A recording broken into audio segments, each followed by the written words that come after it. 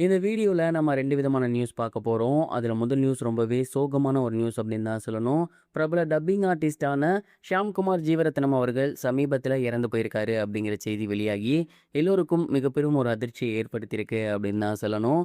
தமிழ் சினிமால ஏகப்பட்ட short films மட்டுமல்லாது, ஏகப்பட்ட படங்களுக்கு டப்பிங் கொடுத்து, தமிழ் ரசிகர்கள் மத்தியில மிக நன்கு அறிந்த பிரபலமா இருந்தவர் தான் ஷியாம்குமார் ஜீவரத்னம் அவர்கள். குறிப்பா இவரோட பெஸ்ட் ஷார்ட் ஃபிலிம்ஸ் அப்படின்னு சொல்லணும்னா, ஜோக்கர், நாற்காலி, இட்லி கறி இந்த 2 ஷார்ட் ஃபிலிம்ஸுமே தமிழ் ரசிகர்கள் மத்தியில கவனம் ஈர்த்து இருந்துச்சு. தொடர்ந்து 20க்கும் மேற்பட்ட படங்களுக்கு இவரு டப்பிங் பண்ணியிருக்காரு. அது மட்டும் இல்லாம ஏகப்பட்ட படங்கள்ல இவரு குணச்சித்திர வேடங்கள் பண்ணியிருக்காரு.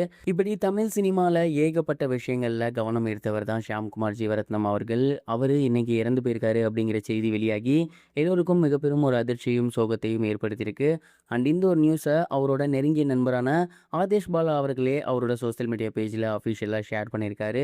அந்த ஒரு நியூஸ் வெளியானதை தொடர்ந்து ஜீவரத்னம் அவர்களை தமிழ் இண்டஸ்ட்ரியில் நன்கு தெரிஞ்ச ஏகப்பட்ட short film directors, dubbing artist, இது மட்டும் இல்லாமல் டப்பிங் சங்கம் இருக்கு இல்லையா, அவங்க எல்லாமே தங்களோட கண்டோலன்ஸை பதிவிட்டிருக்காங்க. ஷியாம்குமார் ஜீவரத்னம் அவர்கள் தமிழ் இண்டஸ்ட்ரியில் மிக நன்கு அறியப்பட்ட ஒருத்தர். அது மட்டும் இல்லாமல் டப்பிங் அப்படின்னு எடுத்துக்கிட்டாலே அவரை நிறைய பேருக்கு தெரியும்.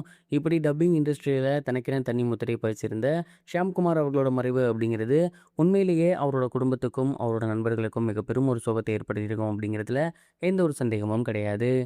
இது ஒரு புறம் இருக்க, பிரபல நடிகரான பிரகாஷ் ராஜ் அவர்கள் ரீசெண்டாக அவரோட சோஷியல் மீடியா பேஜில் ஒரு வீடியோ ஒன்று வெளியிட்டிருக்காரு.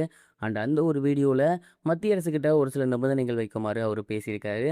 குறிப்பாக சமீபத்தில் டெல்லியில் நிறைய மாணவர்கள் ஒன்றாக சேர்ந்து நீட்டுக்காக போராட்டம் நடத்தியிருந்தாங்க.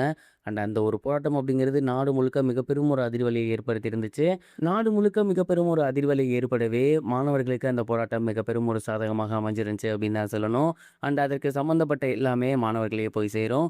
அண்ட் இந்த ஒரு போராட்டம் நல்லபடியாக முடிஞ்சிருக்கக்கூடிய இந்த ஒரு வேளையில் சமீபத்தில் சோஷியல் மீடியா ஃபுல்லாகவே ஒரு சில விஷயங்கள் வெளிவந்துட்டுருக்கு. குறிப்பாக போராட்டத்தில் ஈடுபட்ட மாணவர்கள் மீது கேஸ் போட போகிறாங்க அப்படின்னும், அதற்கான வீடியோ ப்ரூஃப்லாம் எடுத்துக்கிட்டு இருக்காங்க அப்படிங்கிற மாதிரியான செய்திகள் வெளியாகி இருந்துச்சு. அண்ட் இந்த ஒரு விஷயத்துக்கு எதிராக பிரகாஷ்ராஜ் அவர்கள் குரல் கொடுத்திருக்காரு. மாணவர்கள் அவங்களுக்கு தெரிந்த அறவழியில் போராடி இருந்தாங்க. ஒரு முறை காவலர்கள் தாக்க போய் தான் அந்த போராட்டத்தில் ஒரு சில இடர்பாடுகள் ஏற்பட்டிருந்துச்சு. அண்ட் அதுக்கப்புறம் மேபி அவங்க ஒரு சில தப்புகள் பண்ணியிருக்கலாம். பட் அவங்களோட வயசை கருத்தில் கொண்டு அவங்களுக்கு அறிவுரை கொடுத்து அவங்கள இதுக்கப்புறம் இந்த மாதிரி பண்ணாமல் பாதுகாக்கணும். அதை விட்டுட்டு மத்திய அரசு இந்த மாதிரி இளைஞர்கள் மேலே கைது நடவடிக்கை எடுத்தால் கண்டிப்பாக அது மறுபடியும் மிகப்பெரிய ஒரு புரட்சியை ஏற்படுத்தும். ஸோ மத்திய அரசுக்கிட்ட நான் தாழ்மையோடு கேட்டுக்கிறேன், மாணவர்களுக்கு இந்த மாதிரியான அட்வைஸை மட்டும் பண்ணுங்கள், தேவையில்லாமல் வழக்குகள் போடாதீங்க அப்படிங்கிற மாதிரி பேசியிருக்காரு. மாணவர் நலன் கருதி பிரகாஷ்ராஜ் வெளியிட்டிருக்கக்கூடிய இந்த ஒரு வீடியோ இப்போ சோசியல் மீடியாவில் ரொம்பவே வைரலாக போய்கிட்டு இருக்கு. இது வரைக்கும் கனெக்டிங் டிவிக்கு சப்ஸ்கிரைப் பண்ணனா மறக்காமல் சப்ஸ்கிரைப் பண்ணிக்கங்க. உடனடி அப்டேட்ஸ் பெறுவதற்கு நோட்டிஃபிகேஷன் பெல்லையும் கிளிக் பண்ணிக்கங்க.